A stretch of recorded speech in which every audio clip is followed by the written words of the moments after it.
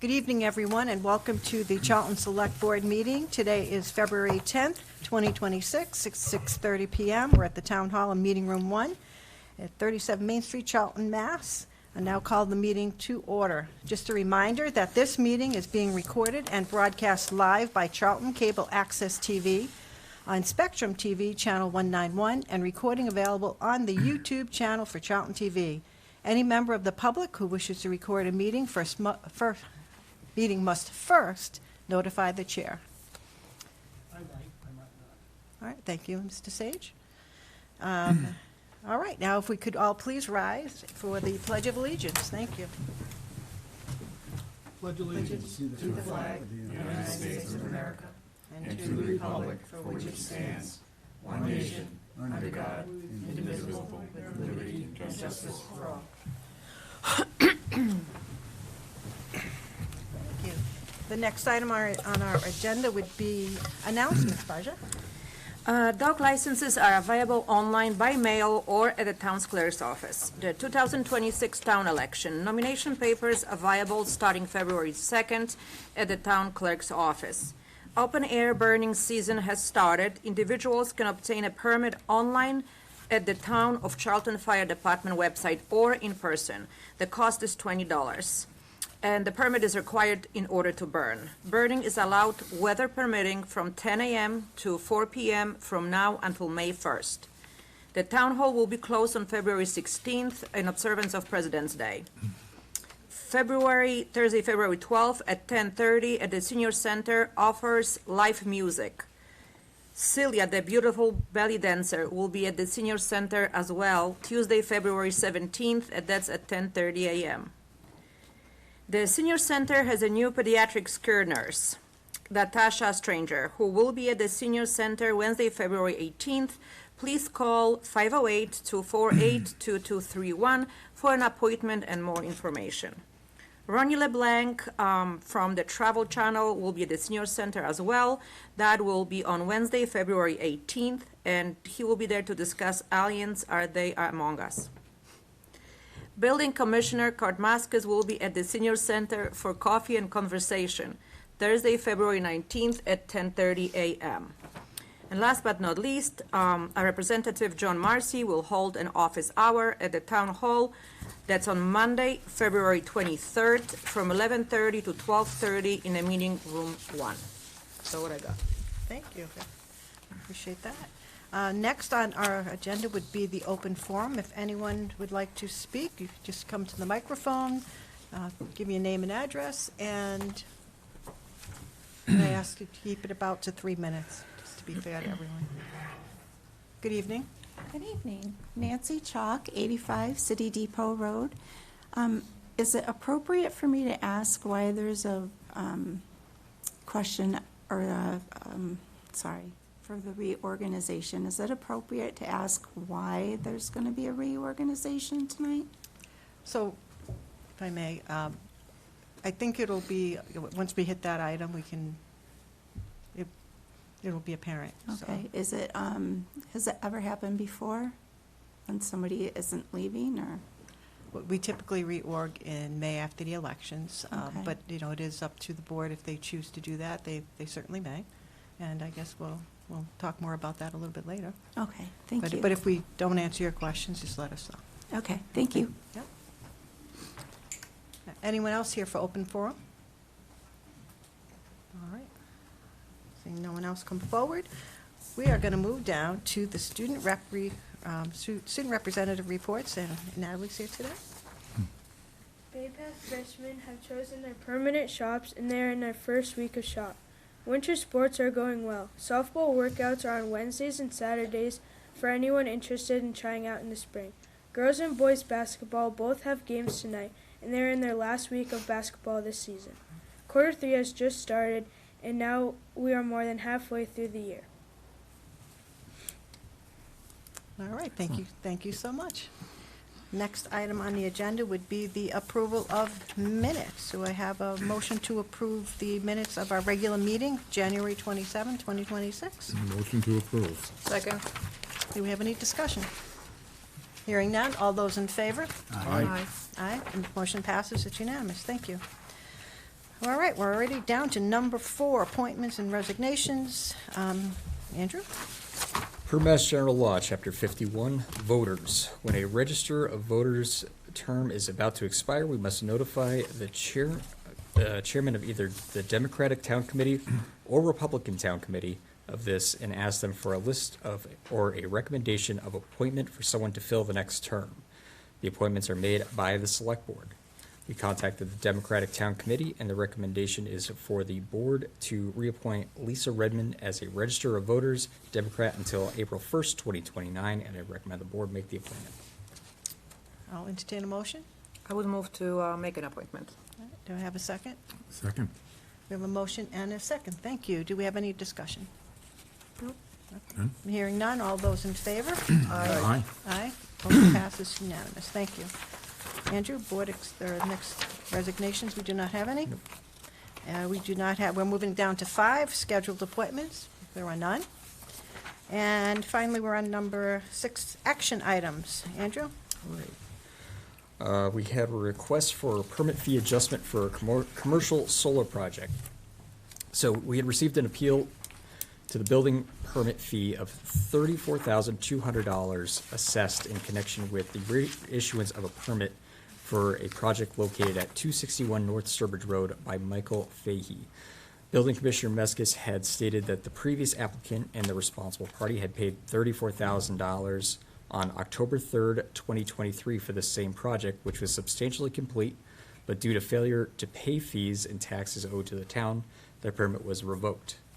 Mr. Fahey states that the appeal centers on the scope of review required for the reissued permit.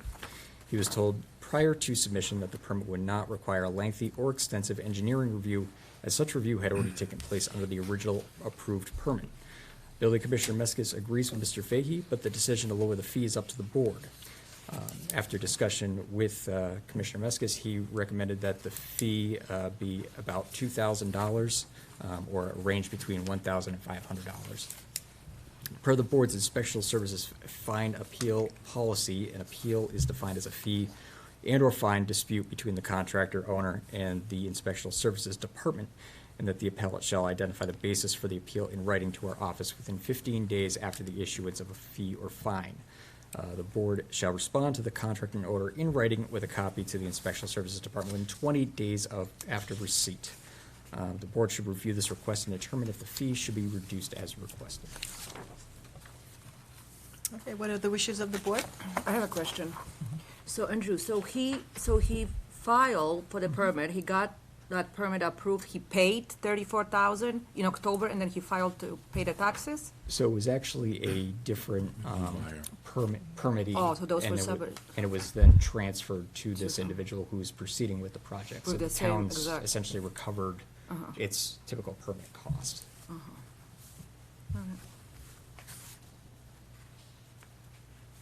Any other, I'll make a motion before. sure, we can still make a motion, second, and have more I discussion. make a motion that we reduce the fee to $2,500. Is there a second to that motion? I second it, fine with that. All right, any further discussion? Are we good down that end? I guess so, yep. Okay, hearing none, I guess we'll vote. All those in favor of the motion as mentioned tonight? Aye. Aye, motion passes, it's unanimous. Thank you, Andrew. All right, next we have board deliberation and vote on the 2026 scholarship questions. All right. Each year, the town of Charlton is charged with awarding students with the following scholarships. The Nehemiah B. Stone Scholarship, which was given to the town to be used for scholarships for graduating seniors of Shepherd Hill and Bay Path who reside within the boundaries of what was formerly School District Number 2 in the town of Charlton. The Jesse Smith Educational Fund, which was given to the town with the general intent and purpose to assist in providing educational advantages for the children of Districts 3 and 4 in Charlton. And the Edwin Phillips Cooking Fund, which was accepted by the town in 1915 with the general intent and purpose to assist in teaching the art of cooking and domestic sciences. And the M. Wayne Colby Scholarship, which is awarded by the family. In order to qualify for these scholarships, the Select Board chooses a question and essay form to be completed by students who are interested in applying for one or more of these scholarships. With the assistance and recommendation of the schools, the board can choose the most qualified recipients. I recommend the board consider the following question for the Nehemiah B. Stone Scholarship, Jesse Smith Educational Fund, and M. Wayne Colby Scholarship. Public trust in government often begins at the local level. What action can municipal leaders take to build and maintain that trust within their community? And for the Edwin Phillips Cooking Fund, what role can the food service industry play in addressing food access, nutrition, or community well-being? Once the questions are chosen by the board, the office will forward the scholarships to the schools. The applications are due back to our office by May 4th, 2026, and will be brought to the board for awarding at a future meeting. The wishes of the board. As every year, I say the same thing. It's beyond me why there's not enough people applying for those. How many applications did we have, Mary, last year? One? Maybe one or two. Yeah, so I don't know, we have to do something, we have to market this better, do better, I don't know. I feel like these kids don't know. The difficulty is the jurisdictional restrictions of being within those former school districts. So I think that's a real limiting factor in getting So true Bay Path good and turnout. Shepherd Hill. Right. Any graduating senior that lives within those jurisdictional Restrictions. boundaries. And that's, okay, all right. Any other comments? No. I move to approve the questions as they are. Yeah, the question's fine by me. And I just had a quick question before we vote. Thank you. So we have a motion and a second, it's been recognized. Did we try to, or could we, I think someone suggested this, and I don't remember who, have these scholarship applications available online? I had heard, and that if it's more easily accessible, maybe we would get more, get more interest, because God knows everyone's on their devices looking to do things that way, So look to Mary because she is our guru of making sure Mary. that they get the, The only issue with that is if the students do print them off online, they have to bring them to the guidance office to be signed off on. And the schools are supposed to make the recommendation to us, which we don't always get, and they don't always get signed off, so I have to send them back. So there's a portion in there where guidance has to sign off. So we could put it out that on the website that the scholarships are available, but the students really have to do the work and look for it. Guidance is supposed to work with the students on them too. Can we get it on the school's website? I can ask them, I don't know, they We do, can they ask put a them. whole list of the scholarships up. So again, it's the boundaries within where the kids live. Yeah, that sounds like Yeah. a good idea. Okay, well, let's look into, thank you, Mary. All right, so we have the motion and a second. Any other questions or comments? No? All right, hearing none. All those in favor? Aye. Aye, motion passes. It's unanimous. All right, put this one over. The next item on the agenda is the board deliberation and vote on reorganization of the board. Select Board Member David Singer did request this item, so I will turn this over to him in 1 second. All I ask from all of us is that we remain respectful, we don't interrupt when someone's speaking, and finally, regardless of the outcome of the vote, I do hope we can demonstrate professionalism by shaking hands and then agree to move forward in a productive manner. All right, Mr. Select Board Member Singer, it's all yours. Thank you. So the reason I asked for this, and it took quite a while to get to this point, but the bottom line is, and I'll just keep it to what I consider the least egregious reasons, but reasons nonetheless. As the chair of a board, it is incumbent upon that person to ensure that every member of this board has equal and fair, honest opportunity to speak, whether or not you like what they have to say. That's not the decision for the chair to make. We are all duly elected, whether you're Republican, Democrat, conservative, liberal, doesn't make a difference. You're elected by the people. And you have the right to speak on their behalf, whether people agree with you on this board or not. No less than 6 times I can state, and it's all on TV. You don't have to believe me. You can watch it yourselves. On 2 occasions, the chair tried to shout me down to prevent me from speaking because apparently the chair did not like what they thought I was going to say. That's not right. On at least Twice, the chair tried to gavel me down to prevent me from speaking, because apparently the chair did not like what they thought I was going to say.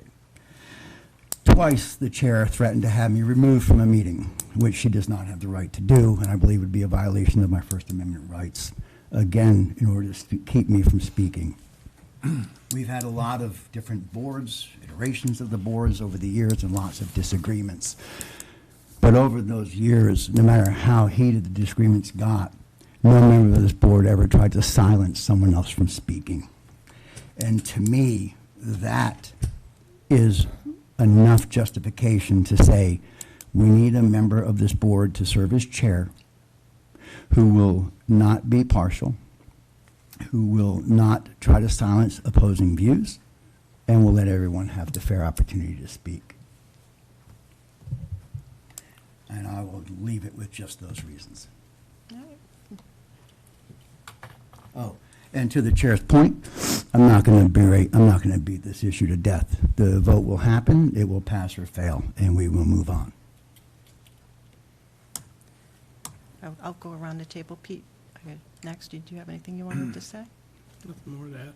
Okay. Any comments from over here? None? No. All right, since I'm last, I'll just make one statement, and then we'll vote on whether we want to reorg, and we'll take it from there. I believe that actions speak louder than words, and in my opinion, when it comes to my work ethic, my public service record of 30-plus years speaks for itself. I am not perfect by any means, but I always strive to do what I believe is in the best interest of this town, and as chair, what's in the best interest of us as a board, to make sure we don't violate open meeting laws, et cetera. I can tell you, in speaking with the people in town, it's very apparent they simply want the board to perform its duties and to put an end to petty disagreements. There is widespread fatigue with ongoing divisiveness. I share this sentiment, and I believe that when we convene, when we walk through those doors, we must set aside egos, partisan politics, and personal grievances, and we should be able to have spirited debate, mind you, at this table, followed by the ability to interact amicably outside of meetings. That's all I have to say. And unless anyone else, I want to make sure I'm allowing time if anyone wants to say anything further. Okay. No. So, is there a motion? I'll make a motion to reorganize the board. All right, we have a motion to reorganize the board. It's been recognized. Do we have a second? Second. We have a motion and a second. Any further discussion? All right, hearing none. All those in favor of reorganizing the board, say aye. Aye. All those opposed? No. No. No. The motion does not pass. But again, I thank all of you for keeping this very professional, and I do hope we can do, as I mentioned, shake hands and move forward productively, because together, we need to work together cooperatively. Anyway, thank you. We are now on under section 6, sorry, got my Roman numerals backwards. Item 4. So this Andrew? is just, yep, this is just a deliberation on the town cooperation with federal agencies policy. So as requested by Select Board Member Lancet, attaches a draft town policy relative to cooperation with federal agencies. The draft policy aligns with our public records access procedures and access to town council policies while addressing the nuance of complying with federal requirements. The board's asked to take this under consideration, provide feedback for further consideration at your next meeting. I'm also working with legal counsel on their review. They provided a cursory review with some edits, but we're still kind of working on its final form, but. Yeah, and while I provided a rough draft for the article, I also put in some rationale on why we need to comply with federal agencies and not obstruct them. And it's just something that in this political landscape, I think we need to call out and mitigate any future problems and have clear direction for the people of the town.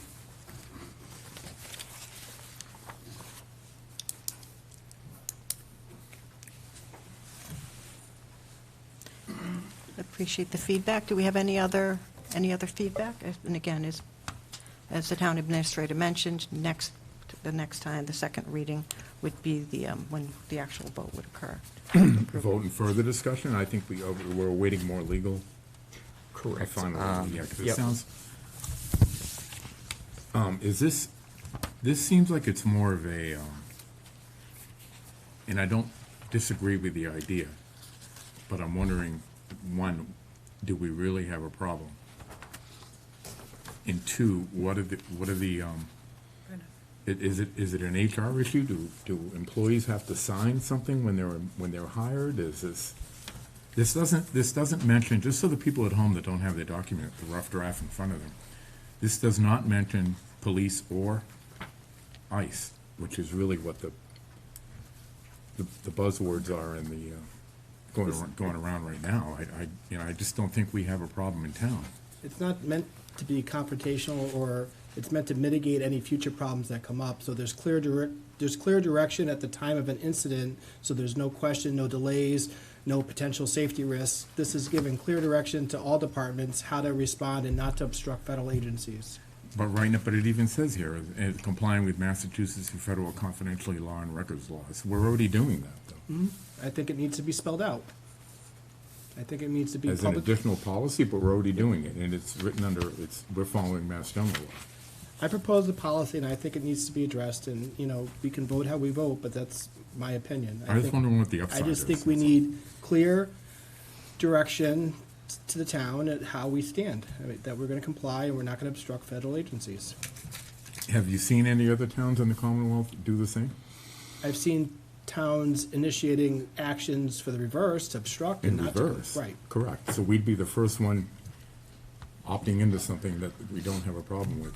That's just, outside of a headline in a newspaper, and maybe not a good one, I don't know what the benefit of that is. And Basha, did you have any? Sorry, David, I wasn't looking that way, but. Okay. Man. Just the way I read and interpret this, there's nothing in here that is anything other than just honor the law, obey the law.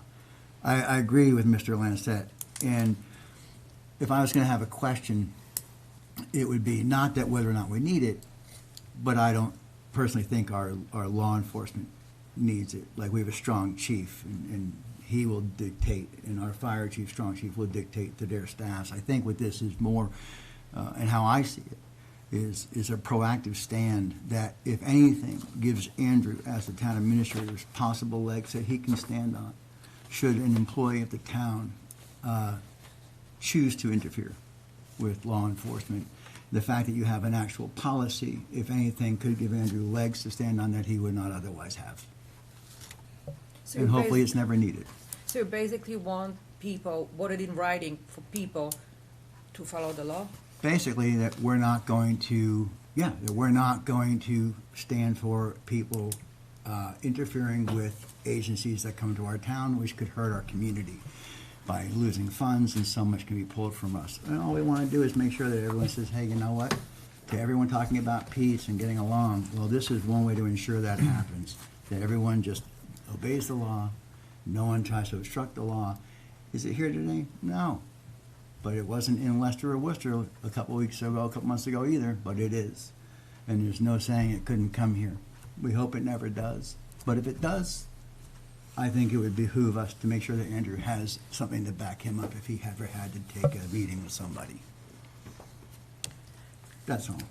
I have no issue with this, to be honest with you. I'm gonna read what Pete presented. I have no issues with this, except I don't see any benefit either.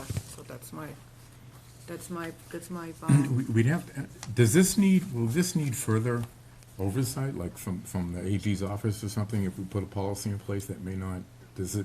I think the intent as we were reviewing this was ensuring that it aligned, kind of, we have two policies that we have out right now, essentially, or I should say, you have the records access law that we comply with, and our access to counsel law. So or our access to counsel policy. We made sure that those two things were kind of just melded together as far as what's the process look like if, a request for records were to come down from a federal agency, and how would it be held from different aspects of the government, so. So this, right. It aligns with, it basically aligns our process. But it's pretty much all around public records request, 90% of this. Correct. So is it Freedom of the Information Act? Is that the same thing? Yeah, well, it's, Right. yeah, the local level of that is public records request. So I will acknowledge you, but we just have to get done, the board needs to talk. I'm assuming you were raising your hand as to say Jess? Thank you. board member, So my question is more procedural. Right now, like, this is a long policy, and policies tend to be brief, and procedures tend to be, longer. My question, because we were talking about, like, open meeting law or whatever, the people at home right now have no clue what we're talking about. So the first reading, as long as this is, really should be the first reading. And even the people here don't have, I don't think there's copies available. Or do you have a copy? Did you print it from the internet? I think resourceful. Because it's a lot, and my understanding, and please correct me if I'm wrong, Andrew, is if we move forward with this, which I'm assuming we will for the next meeting, that we vote on it, the people who will be impacted by this, the offices, town departments, offices, employees, I think we have an obligation to let them know that this is, we're going to be taking action on this, so we can, hear if they have any input.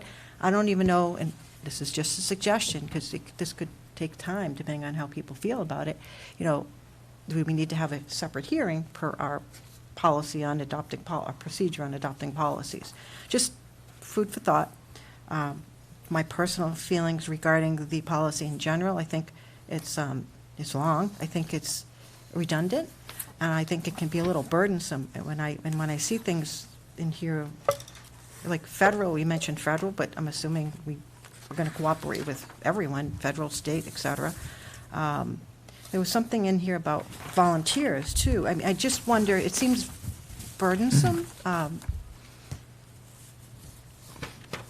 That's just my two words. Can you find the part where it says about the volunteers? 'Cause- It's under the scope. Thank you, I appreciate that. So under the scope says, the policy applies to all town of Charlton departments, boards, committees, offices, employees, volunteers acting in an official capacity, and contractors where contracts require adherence to town policies. That's, I don't know, I just think, Yeah. how do we tell our volunteer, I think, well, I appreciate the effort, I just think it creates and opens up more opportunity for liability, I don't know, Yeah, no, confusion, divisiveness, you fill in the blank, but I think it's redundant, but anyway, I am done. Andrew, do you know if any of this is I'll already get you. mentioned in our employee handbook? Yeah, complying with state and federal law Probably as a general phrase, as a general phrase. but So this could is we- more, should- this is should more we just be both. making that phrase maybe a paragraph instead of 2 pages? To the chair, I believe that, this kind of melds both policy and procedure. And maybe it could be, one is a policy, one is a procedure if it were cut. And as far that's as, the and as far preference as of the board. volunteers go, it's not like we have volunteers on all the different subcommittees in town that are jumping to join. And I don't know if this would just be a hindrance for them to do that, just from their own beliefs or what their own thoughts, even though yeah. they'd never cross that street. Or they'd never have to deal with it. Again, that would go along with the upside. But all of this is already expected. It's just that this is gonna be put in writing, in more just- concise. When we talk about transparency, it's just transparent and it's out there. We have different members that, different organizations that volunteer at different events. We have a CERT team that's involved with critical activities. So I just think we need a transparent statement that, we're not gonna obstruct federal agencies when they're following the law. I don't think it's that controversial. I don't think it's that argumentative. It's very plain language. And even in the justification, I know the hot topic right now is ICE, but, FDA goes around and does beetle inspections. There's many things from the federal capacity that affect our town, in different capacities. David, I'm sorry, That's an argument, Pete, too. go ahead, I thought you were done. David? No, Madam Chair, I was just going to point out that because I think everything is public, right, that this all gets posted with our minutes. I support it. It's a bullet list. It's a pretty easy read for anyone to want to go through it, and it actually provides a lot of, I think, very good information about benefits. And I just from a personal standpoint, I don't see how there could be anything negative construed from enacting this policy. Has HR reviewed it? Or if that's part of the Not yet. legal review? I'm And this is- trying to get a final version, succinct with legal's review, so we've been kind of going back and forth. Yeah, But, yeah. this is what we were able to kind of get, the point that we were able to get to prior to this meeting.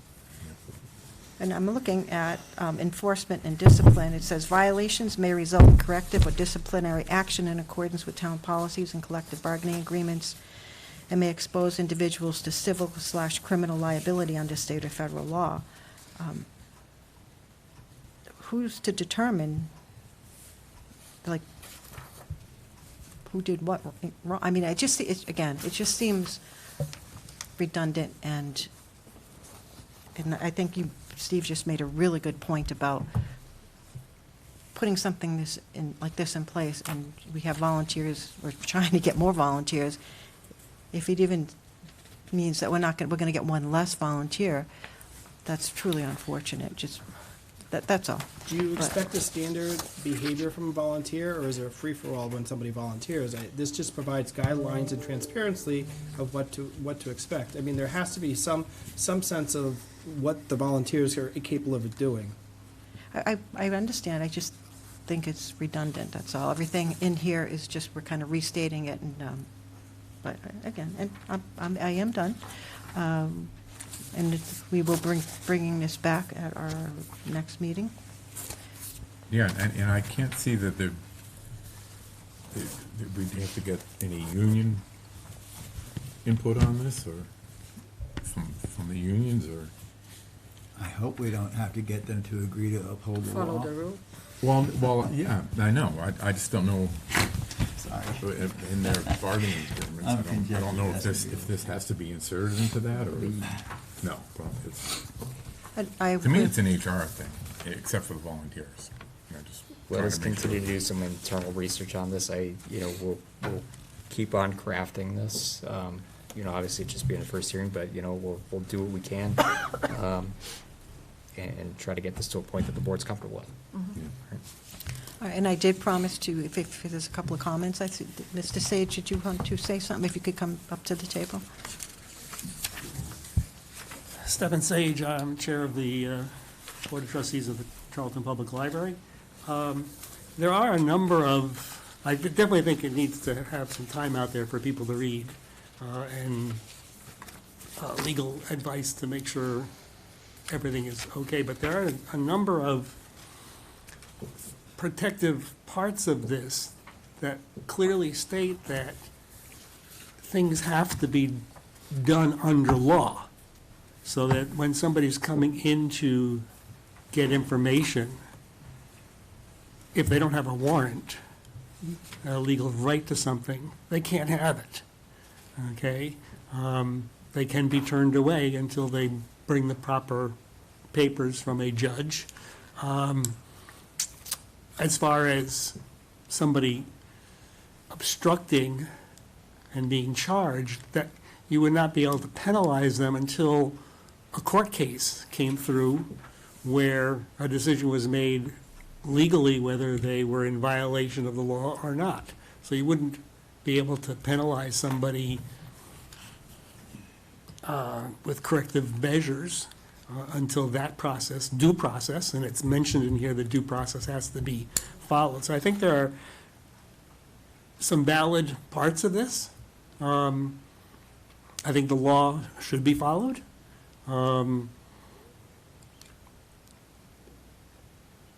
But we also have to recognize that there seems to be a lot of questionable aspects of how some members of law enforcement are possibly violating the constitutional rights of individuals, and personal information gathering without the right to that information and just collecting it is a violation of constitutional rights.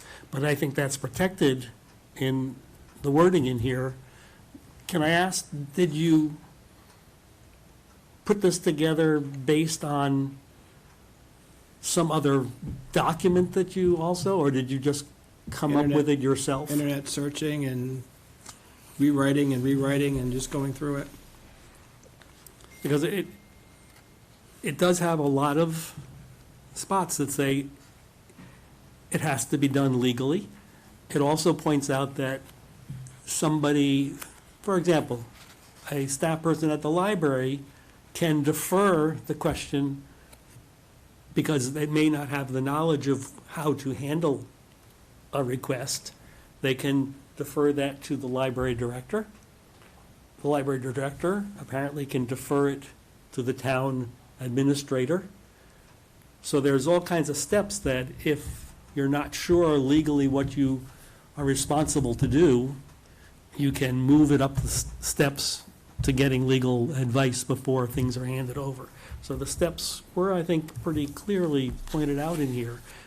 I think maybe it might need some tweaking, I'm not sure, but I think that's where legal comes in, and your better judgments. Oh, thank you, Yelda. Thank you, Mr. Sage. Was there anyone else? No? Okay. All right, do we have any more conversation? Or if not, we'll just put this on the agenda for our next meeting. And that's the meeting where we will actually vote on it. And again, for those who may be watching at home, this is available On the packet. in the packet, on the packet. Yeah? So if between now and the next meeting, things get changed, you then have to bring it before everybody as a new document, and then the next meeting is this? Oh, that's a good question. No, we've typically just tracked Yeah. changes to show what the differences are between the original document and the finally approved one. The policy is really just consideration of the topic. It's not consideration of the final document. But I would like to take the pulse of the board regarding, I think Andrew's suggestion, maybe we make the policy, more high level, broad, and then we take out and create the actual procedure. Because it's different from, but, so I don't know if you're really opposed to that idea. But, again, having dealt with policies for a long time, that's what typically happens. Policies broad, procedures, something that you don't have to go and get a vote on. You can often change procedures without jumping through as many hoops as you do when you have to put in a new policy or amend a policy. That's all. You still got to vote on procedures, but just food for thought to give Andrew some guidance. Yeah, Okay? All right. I think it's all good. I think it's definitely worth having some lengthy discussion over Absolutely. Yep. It's healthy. Thank you for that. And I said I wouldn't use my agenda. There it is, I got it. All right, so now we are moving on down to committee reports, which I don't believe we have any here tonight either. And Andrew, you're up, Town Administrator Report. Right, we currently have volunteer opportunities for the positions of Activities Council Alternate, Band Shell Development Committee, Conservation Commission Alternate, Historical Commission, and Zoning Board of Appeals. If you're looking for a job with the Town of Charlton, we currently have positions for Highway Laborer, Deputy Fire Chief, and Water Sewer Executive Assistant. All those positions are available on townofcharlton.net/jobs.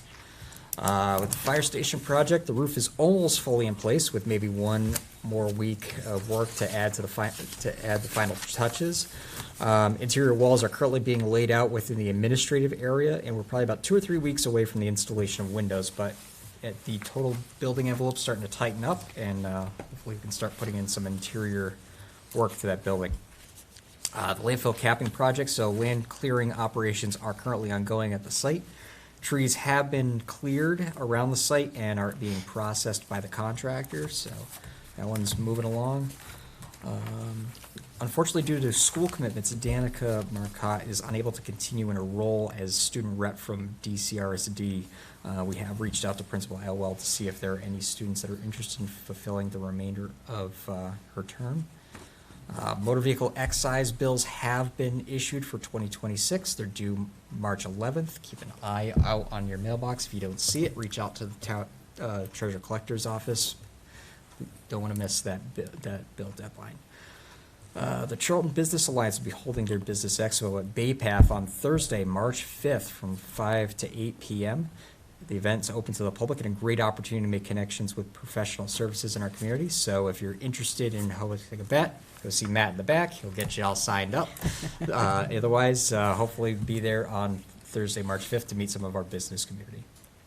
And then just finally, this afternoon, I had received outreach from Superintendent Kyle Brenner indicating that the Bay Path School District has to select a new collective bargaining municipal representative to participate in the collective bargaining process. A representative must be chosen by each town to then select one to represent all the towns during negotiation. Now, I had represented the town in the last selection process and also was selected to represent the 10-member towns in the negotiations. I just want to confirm that the board wishes for me to continue to represent the town in this process. I only brought it up this time because Bay Path said that today, and they needed a response prior to Thursday. So if the board doesn't have any objections, I'll keep representing us. No good with that? Objections. Thank you Thanks. for that answer. Yeah. That was a difficult one. What did you think we were going to say? Well, just wanted to make sure nobody was burning desire to Oh, yeah. participate in that. So. All right, moving on down to select board member requests for future agenda items. Obviously, we'll be discussing bringing back the proposed policy. Anything else? And as always, you can just email me or copy Andrew, and we'll get it on. The next meeting announcement, Select Board special meeting with Dudley Charlton Regional School District will be February 11th. Tomorrow? That'd be tomorrow at 6:30 at the Charlton Middle School. Next regular Select Board meeting will be February 24th at 6:30 p.m. right here at the Town Hall, Meeting Room 1. And that is all, folks. Do we have a motion to adjourn? So moved. A second. All right, we have a motion and a second. All those in favor? Aye. Aye. All right, hey, meeting's adjourned.